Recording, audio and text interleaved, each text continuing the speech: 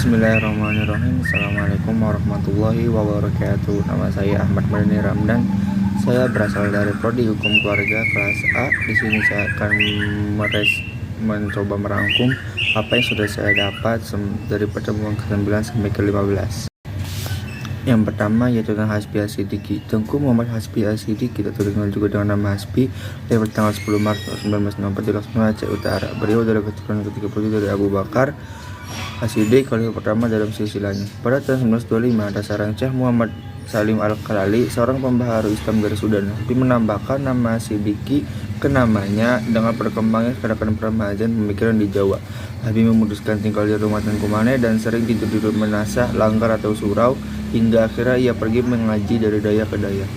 Pada usia 19 tahun, Hasbi menikah dengan Siti Khadijah, gadis yang masih kerabatnya. Hasbi dikaruniai 2 laki-laki dan 2 perempuan, sehingga total menjadi 4 orang anak. Perilaku Hasbi menunjukkan bahwa ia tidak terikat pada adat yang biasanya ada sebelum ia menjadi pedagang. Sikap kritis dan suka protes Hasbi terlihat ketika ia mengencingi kolam yang sudah kotor, padahal siswa menggunakannya untuk mandi dan buang air. Ketika anggota keluarganya bertindak dengan cara tertentu, Hasbi memiliki 3 hal yang sangat membuatnya kesal. Ia memilih untuk tidak menunda pekerjaan, sehingga tidur siang tidak boleh lebih dari 1 jam. Anaknya pernah harus mengetik naskah selama beberapa hari, langsung dari siang hingga tengah malam.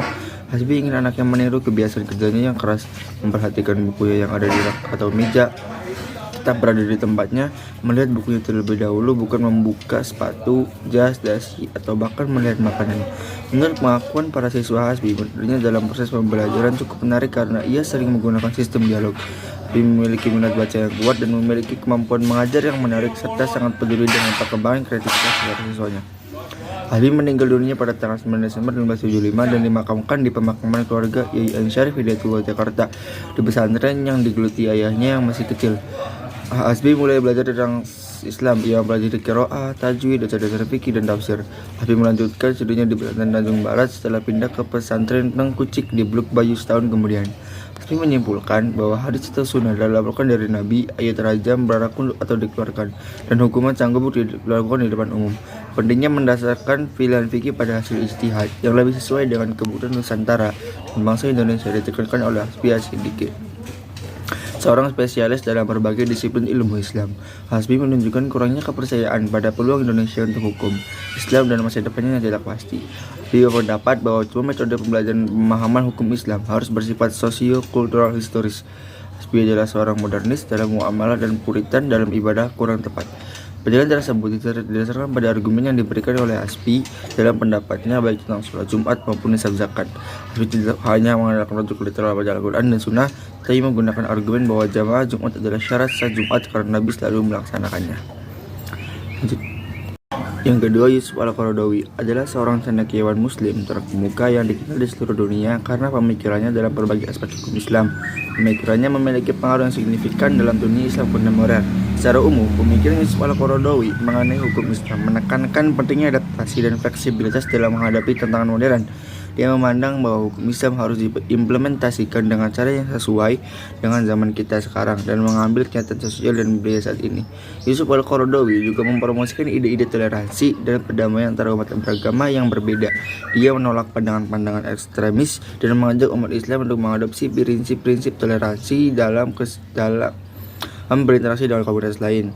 Dalam kesimpulannya, dapat dikatakan bahwa pemikiran Yusuf Al-Qaradawi dalam bidang hukum Islam mempromosikan ide-ide adaptasi dan toleransi, namun juga memiliki pandangan kontroversial dalam beberapa isu. Meskipun demikian, pemikirannya tetap menjadi penting dan relevan dalam dunia Islam kontemporer dan masih digunakan sampai saat ini.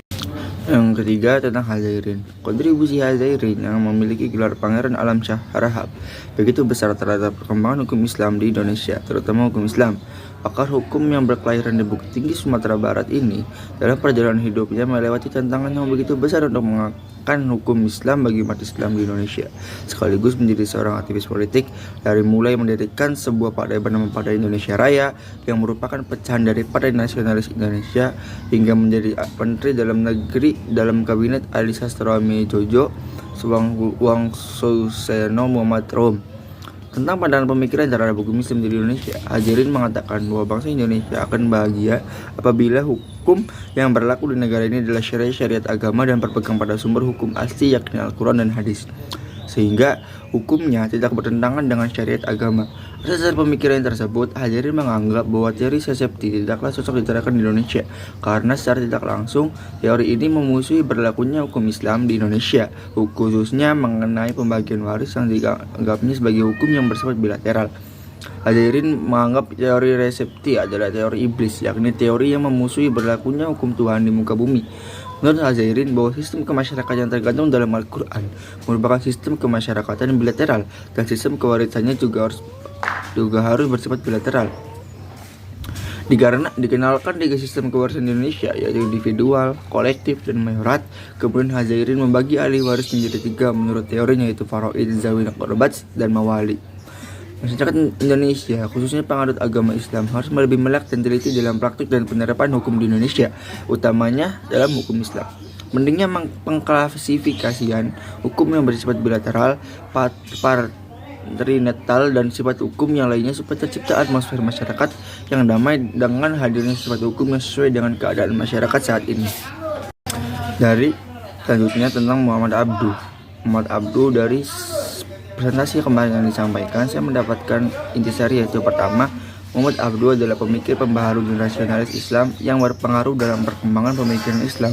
Ketertarikannya mempelajari sistem analis berdasarkan nalar, termasuk filsafat, teologi, logika, dan tasawuf dimulai saat ia masih kecil. Muhammad Abduh berpendapat bahwa pengetahuan tentang Tuhan dan sifat-sifatnya serta tugas yang harus dilakukan manusia untuk mencapai kebahagiaan di akhirat menempatkan akal pada posisi yang menonjol dalam agama. Wahyu masih dianggap sebagai pengontrol dan penguatan dari apa yang ditentukan secara rasional. Kedua, Muhammad Abduh berusaha untuk mencapai keseimbangan dalam upaya reformasi pemikirannya antara mereka yang berpegang pada imobilitas dan kesalehan dan kelompok yang terlalu mengikuti barat. Dalam bidang teologi, ia berkeyakinan bahwa akal juga dapat dimanfaatkan untuk mengenal Tuhan karena memiliki kemampuan untuk memiliki daya nalar, karena fakta bahwa ijtihad memungkinkan umat Islam untuk bertahan hidup dengan mengikuti perkembangan zaman. Abduh mendorongnya di kalangan intelektual dan mengikis taklid buta di masyarakat. Ketiga, pemikiran Muhammad Abduh berdampak signifikan terhadap dunia Islam, khususnya di Mesir dan negara-negara Arab lainnya. Akibatnya muncul sarjana kontemporer seperti Mustafa Al-Marogi, Mustafa Abdul Razik, Tantawaril Jauhari, dan lain sebagainya. Sejumlah gerakan reformasi antara lain yang dipimpin Ahmad Surkati dan gerakan Al-Irsyad, gerakan Ahmad Dahlan, dan Muhammadiyah, dan lain-lain juga dimulai di Indonesia. Indonesia juga dipengaruhi oleh gagasan Muhammad Abduh. Yang Ahmad Dahlan yang mendirikan Muhammadiyah adalah salah satunya dalam usahanya di Indonesia. Ia menyebarluaskan keyakinan Muhammad Abduh. Pengertian pendidikan sebagai konsep adalah salah satunya. Sekolah Muhammadiyah didirikan oleh Ahmad Dahlan yang menggunakan kurikulum kontemporer dan prinsip reformasi pendidikan Muhammad Abduh. Selanjutnya tentang Al-Yafi. Hukum Islam diterima oleh kita umat Islam disampaikan melalui Nabi terakhir Muhammad SAW dengan sumber utama Al-Quran. Hal yang dinamis tidak dapat dikaitkan dengan hal yang statis dan abadi. Jenis penelitian kali ini yakni menggunakan sumber daya ukara ilmiah, yang mana menggunakan catatan Al-Yafi dikenal sebagai pribadi yang berkemauan keras, tekun, serta pantang menyerah. Ia merupakan cucu dari salah satu ulama masyhur di Indonesia yang menjadi guru besar pertama di Masjid Al-Haram Mekah, yaitu Syekh Abdul Hafiz Bugis, pada usianya yang ke-7 tahun. Ia memulai pendidikannya di pesantren selama kurang lebih 10 tahun. Kitab kuning telah dipelajari oleh Yafi sendiri sejak ia berusia 5 tahun. Ia juga menerima beberapa kitab kuning mengenai hukum dan fikih yang sebagian besar berasal dari sang kakek. Selanjutnya, pemikiran dari Ibrahim Hussein. Konsep ijtihad tokoh Ibrahim Hussein banyak menimbulkan pro dan kontra di kalangan masyarakat, karena menurutnya tidak semua masyarakat paham bagaimana konsep berijtihad. Menurut pandangan penulis, dari berbagai macam fatwa yang ditetapkan oleh Ibrahim Hussein, kebanyakan mengandung nilai positif dan memudahkan masyarakat. Namun, ada satu poin fatwa Ibrahim Hussein tidak bisa masuk akal, yaitu kebolehan wanita menjadi presiden dan hakim, serta sahnya wanita menjadi imam bagi makmum laki-laki. Hal ini tentu sangat bertentangan dengan nas yang ada dalam Al-Quran surat An-Nisa 34, Ar-rijalu qawwamuna 'alan nisa, yang artinya kaum laki-laki itu adalah pemimpin bagi kaum wanita. Dan dalam hadis yang diriwayatkan oleh Ibnu Majah juga disebutkan, perempuan janganlah jadikan imam sebagai sedangkan makmum laki-laki. Namun kembali lagi kepada konsep bahwa tidak ada ijtihad yang salah. Semua orang-orang boleh berijtihad asalkan memenuhi syaratnya. Nabi SAW juga tidak pernah menolakkan perbedaan ijtihad. Dalam sebuah kisah diceritakan mengenai dua orang sahabat yang tidak menemukan air saat akan melaksanakan sholat. Karena itu mereka berdua melakukan tayamum. Di tengah perjalanan ternyata mereka menemukan air. Satu orang sahabat memutuskan untuk kembali mengulangi sholatnya setelah berwudu dengan air tersebut. Satu orang lagi tidak mengulangi wudu dan sholatnya, lalu persoalan ini dilakukan kepada Rasulullah SAW. Kepada orang yang tidak mengulangi wudu dan sholatnya, Rasulullah SAW menjawab, engkau telah sesuai dengan sunnah. Sementara itu, kepada orang yang mengulangi sholatnya, Rasulullah SAW, engkau mendapatkan 2 pahala. Jadi kisah di atas menunjukkan betapa bijaknya Rasulullah SAW menyikapi perbedaan pendapat antara para sahabatnya. Selama masih dalam koridor ijtihad, Rasulullah tidak menyatukan satu pendapat. Sikap Rasulullah SAW ini selayaknya diteladani oleh umatnya pada masa kini, bukan malah menyalahkan pendapat yang berbeda satu sama lain. Hargailah pendapat atau ijtihad yang ada, karena perbedaan muncul dari kepala otak yang tidak sama. Yang terakhir, pemikiran dari Munawir Syajali, seorang intelektual muslim, seorang diplomat, seorang yang pernah menjabat pula dalam Kementerian Agama, seorang akademisi yang progresif yang menulis beberapa buku, menyumbangkan gagasannya dalam khazanah ilmu pengetahuan. Sebagai seorang muslim yang memiliki latar pendidikan yang baik, beliau berhasil menghasilkan buah pemikiran yang sangat menarik untuk dikaji. Terlebih dari tataran praktis secara tidak langsung memberikan manfaat, di samping adanya respon yang positif ataupun negatif. Gagasan aktualisasi hukum Islamnya merupakan buah pemikirannya yang amat penulis rasa paling besar. Kemudian pemikirannya berkeliaran ke arah hubungan agama dan negara. Pada persoalan kewarisan dan riba, Munawir Syajali dapat menjadi seorang panutan khususnya bagi para praktisi hukum, apalagi untuk akademisi hukum yang masih terbilang pemula agar tetap memiliki spirit pembaruan dalam menjunjung demi kemajuan agama Islam. Mungkin cukup sekian apa yang bisa saya sampaikan. Saya Ahmad Madani Ramdan dengan NIM 12230100008. Izin undur diri. Akhiran wassalamualaikum warahmatullahi wabarakatuh.